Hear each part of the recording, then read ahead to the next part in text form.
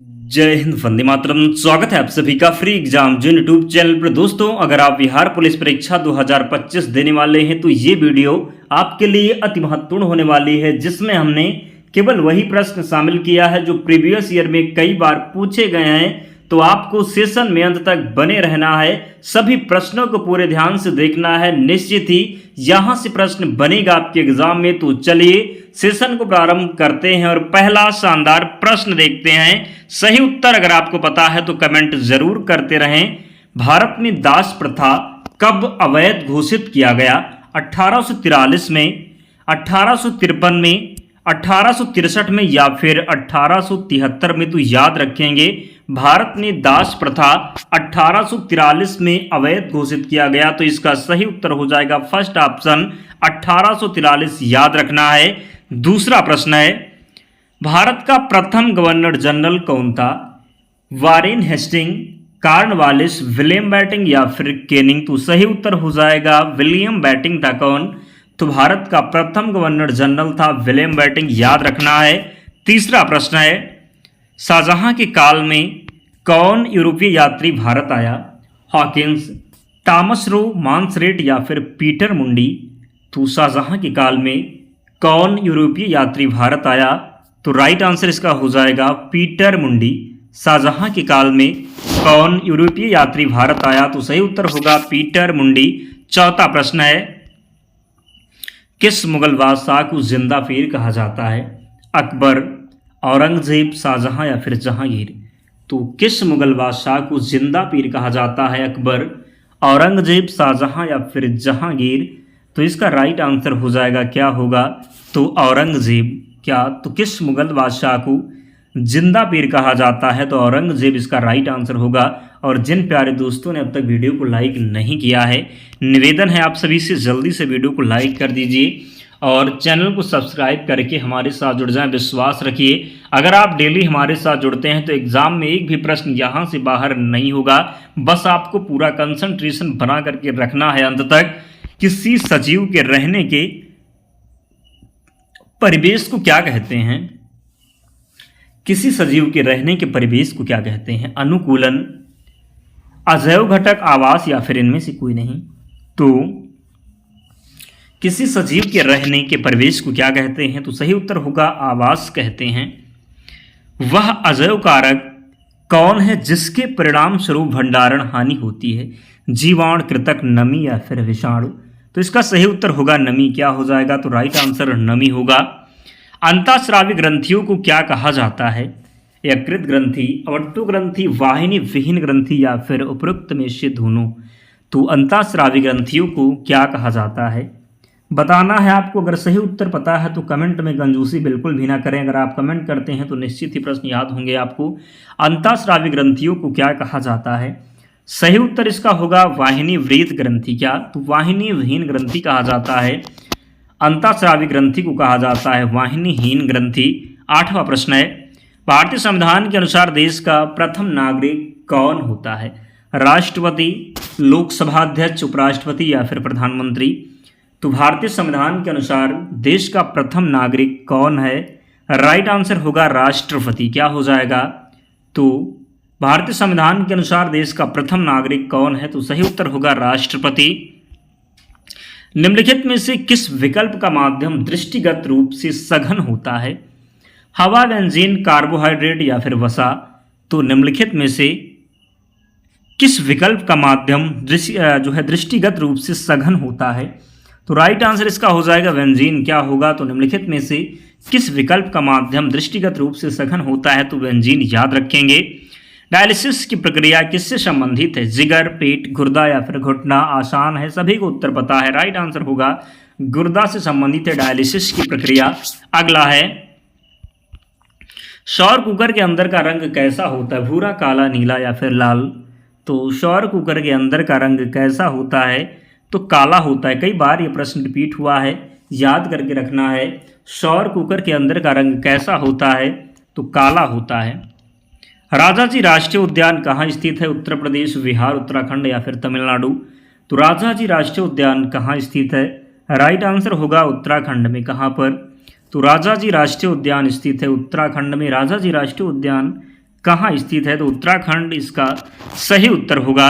Next है, British शासन के दौरान भारत का अंतिम गवर्नर जनरल और पहला वायसराय कौन बना? केनिंग, विलियम बेंटिंक, डलहौजी या फिर हार्डिंग? तो ब्रिटिश शासन के दौरान भारत का अंतिम गवर्नर जनरल और पहला वायसराय कौन बना? तो सही उत्तर इसका होगा केनिंग हो जाएगा राइट आंसर। ब्रिटिश शासन के दौरान भारत का अंतिम गवर्नर जनरल और पहला वायसराय कौन बना? तो केनिंग इसका राइट आंसर है। अगला प्रश्न है, अनुच्छेद 370 के मुख्य मसौदाकार कौन थे? Doctor V R. Ambedkar, Lal Bahadur Shastri, M. Gopal Swami Ayyangar या फिर इनमें से कोई नहीं? तो अनुच्छेद 370 के मुख्य मसौदाकार कौन थे? सही उत्तर इसका होगा गोपाल स्वामी। क्या हो जाएगा? तो M. Gopal Swami Iyengar right answer है। क्या सही उत्तर होगा? तो एम. गोपाल स्वामी अयंगर। अनुच्छेद 370 के मुख्य मसौदाकार कौन थे? तो एम. गोपाल स्वामी अयंगर इसका राइट आंसर होगा। राज्य सरकार का संवैधानिक प्रमुख कौन होता है? मुख्यमंत्री, मुख्य सचिव, महाधिवक्ता या फिर राज्यपाल? तो राज्य सरकार का संवैधानिक प्रमुख कौन होता है? राइट आंसर इसका जाएगा राज्यपाल के साथ। क्या होगा? तो राज्य सरकार का संवैधानिक प्रमुख कौन होता है? सही उत्तर हो जाएगा राज्यपाल। निम्न में से किसके अंतर्गत पंचायती राज प्रणाली की व्यवस्था की गई है? मौलिक कर्तव्य, राज्य के नीति निर्देशक सिद्धांत, चुनाव आयोग या फिर प्रस्तावना? तो निम्न में से किसके अंतर्गत पंचायती राज प्रणाली की व्यवस्था की गई है? सही उत्तर होने वाला है राज्य के नीति निर्देशक तत्व। निम्न में से किसके अंतर्गत पंचायती राज प्रणाली की व्यवस्था की गई है? तो राज्य के नीति निर्देशक तत्व। अगला है, कौन सी भाषा हमारे संविधान की 8वीं अनुसूची में शामिल नहीं है? गुजराती, कश्मीरी, राजस्थानी या फिर डोगरी? तो बताना है कि कौन सी भाषा हमारे संविधान की 8वीं अनुसूची में शामिल नहीं है। पूछा जाए 8वीं अनुसूची में कितनी भाषाएं हैं, तो टोटल 22 भाषाएं। मूल संविधान में केवल 14 भाषाएं थी, वर्तमान में 22 भाषाएं हैं, जिसमें से राजस्थानी नहीं है। क्या नहीं है? तो कौन सी भाषा हमारे संविधान की 8वीं अनुसूची में शामिल नहीं है? तो राजस्थानी हो जाएगा। बाकी गुजराती, कश्मीरी, डोगरी ये सभी शामिल है। अगला है, किस दिन पृथ्वी सूर्य के सबसे निकट होती है? 4 जुलाई, 5 मार्च, 9 जनवरी या फिर 3 जनवरी? तो किस दिन पृथ्वी सूर्य के सबसे निकट होती है? सही उत्तर होगा 3 जनवरी को। कब? तो 3 जनवरी को, जिसे उपसौर के नाम से जाना जाता है। तो किस दिन पृथ्वी सूर्य के सबसे निकट होती है? 3 जनवरी को। अगला प्रश्न है, पृथ्वी के उपग्रहों की संख्या कितनी है? 0, 1, 2 या फिर 3? तो पृथ्वी के उपग्रहों की संख्या कितनी है? सही उत्तर होगा 1। कितनी? तो पृथ्वी के उपग्रहों की संख्या कितनी है? तो 1 है। कितना? तो पृथ्वी के उपग्रहों की संख्या जो है ये 1 है। कितना? तो 1 है। अगला प्रश्न है, निम्नलिखित में से किस राज्य में जनसंख्या का सबसे विरल बसाव पाया जाता है? मेघालय, अरुणाचल प्रदेश, सिक्किम या फिर मणिपुर में? तो निम्नलिखित में से किस राज्य में जनसंख्या का सबसे विरल बसाव पाया जाता है? तो इसका सही उत्तर जाएगा किसके साथ? तो अरुणाचल प्रदेश के साथ। किसके साथ? तो अरुणाचल प्रदेश के साथ। निम्नलिखित में से किस राज्य में जनसंख्या का सबसे विरल बसाव पाया जाता है? तो अरुणाचल प्रदेश में। अगला प्रश्न है,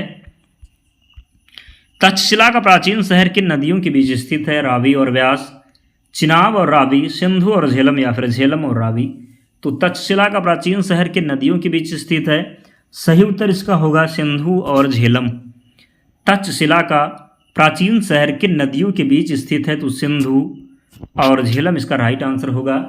तक्षशिला का प्राचीन शहर किन नदियों के बीच स्थित है? तो सिंधु और झेलम सही उत्तर हो जाएगा। तक्षशिला का प्राचीन शहर किन नदियों के बीच स्थित है? तो सिंधु और झेलम इसका राइट आंसर होगा। अगला प्रश्न है, सिख गुरु तेग बहादुर को किसने मृत्यु दंड दिया था? अकबर, शाहजहां, औरंगजेब या फिर बाबर? तो सिख गुरु तेग बहादुर को किसने मृत्यु दंड दिया था? सही उत्तर इसका होगा औरंगजेब। सिख गुरु तेग बहादुर को किसने मृत्यु दंड दिया था? औरंगजेब ने। किसने? तो सिख गुरु तेग बहादुर को किसने मृत्यु दंड दिया था? औरंगजेब ने। सिंधु घाटी सभ्यता के शहरों की गलियां कैसी थीं? तंग और मौली, फिसलन वाली, सीधी और चौड़ी या फिर इनमें से कोई नहीं? तो राइट आंसर इसका होगा सीधी और चौड़ी। सिंधु घाटी सभ्यता के शहरों की गलियां कैसी थी? तो सीधी और चौड़ी थी। सिंधु घाटी सभ्यता के शहरों की गलियां सीधी और चौड़ी थी। महात्मा बुद्ध किस वंश से संबंधित थे? मौर्य वंश, शाक्य वंश, आर्य वंश या फिर कुरु वंश? तो महात्मा बुद्ध किस वंश से संबंधित थे? सही उत्तर इसका होगा शाक्य वंश से।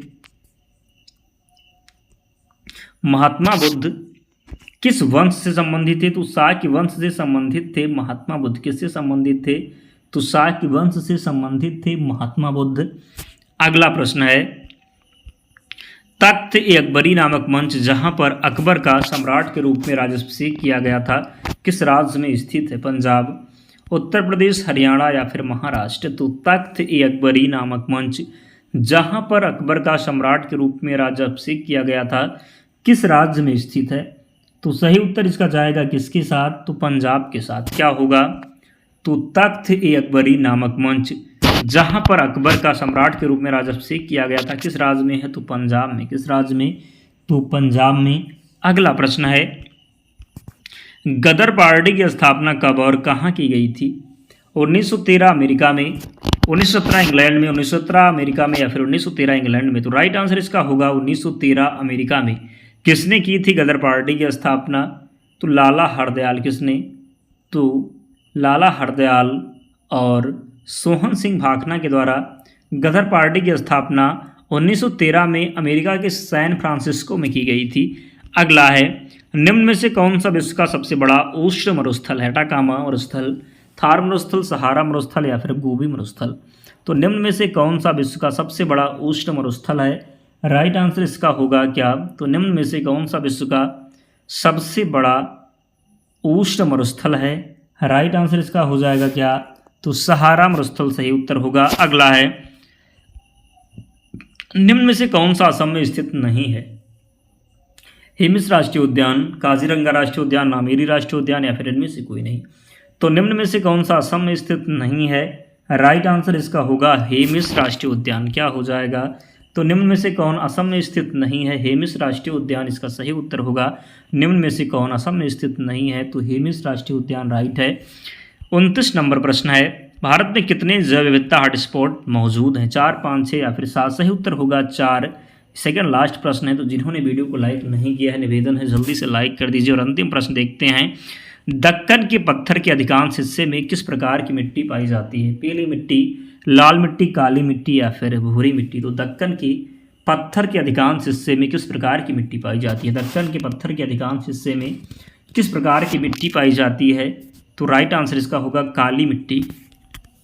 दक्कन के पत्थर के अधिकांश हिस्से में किस प्रकार की मिट्टी पाई जाती है? तो काली मिट्टी पाई जाती है। दोस्तों 30 प्रश्न थे, तो आप लोग कमेंट करके बताइए क्या रहा आपका स्कोर, कितने प्रश्न आप सही कर पाए, ज़रूर कमेंट करके बताएं। इसकी पीडीएफ के लिए टेलीग्राम चैनल से जुड़ जाना, लिंक डिस्क्रिप्शन बॉक्स में है, या फिर आप टेलीग्राम पर जाएंगे, सर्च करेंगे फ्री एग्जाम जोन, चैनल मिल जाएगा, ज्वाइन हो जाना, वहाँ पर आपको सारी पीडीएफ मिल जाएगी।